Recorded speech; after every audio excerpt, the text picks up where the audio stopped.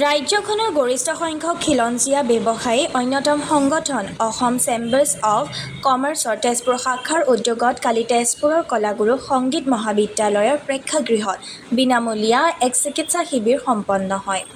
Assam chambers of কমাৰ্চৰ তেজপুৰ শাখাৰ সভাপতি বসন্ত বৰা, কাৰ্যকৰী সভাপতি ঋষিক শইকীয়া, উপসভাপতি সৰ্বানন্দ দাস, সম্পাদক মনোজ গুপ্ত, কাৰ্যনিৰ্বাহক সদস্য অৰূপ কুমাৰ দে, নিতুল দাস, বিশিষ্ট অতিথি প্ৰদীপ নাথৰ উপস্থিতিত এই বিনামূলীয়া চিকিৎসা শিবিৰত 200 শতাধিক ৰোগীৰ বিনামূলীয়া স্বাস্থ্য পৰীক্ষাৰ লগতে বিনামূলীয়া ঔষধ প্ৰদান কৰা হয়।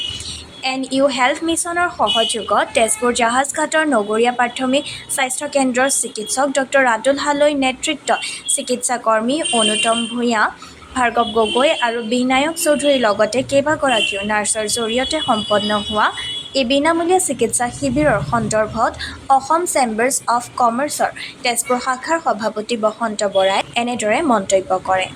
আজি ইংৰাজীৰ 30/7/25 তাৰিখে আমি Assam chambers of commerce Tezpur ইউনিটৰ পৰা NUHMৰ সহযোগত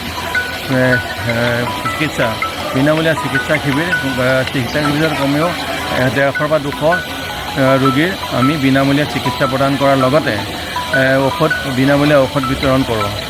আৰু আমাৰ এই অসম চেম্বাৰ্ছ অৱ কমাৰ্চ সম্পূৰ্ণ খিলঞ্জীয়া মানুহৰ দ্বাৰা আজি 20-25 বছৰৰ পৰা আমি এই সংগঠনটো চলাই আছোঁ। আমি আৰু ৰাইজৰ হকে আমি ৰাইজৰ সুবিধাৰ অৰ্থে আমি বহুখিনি কৰ্মত আমি নিজকে ব্ৰতী কৰোঁ।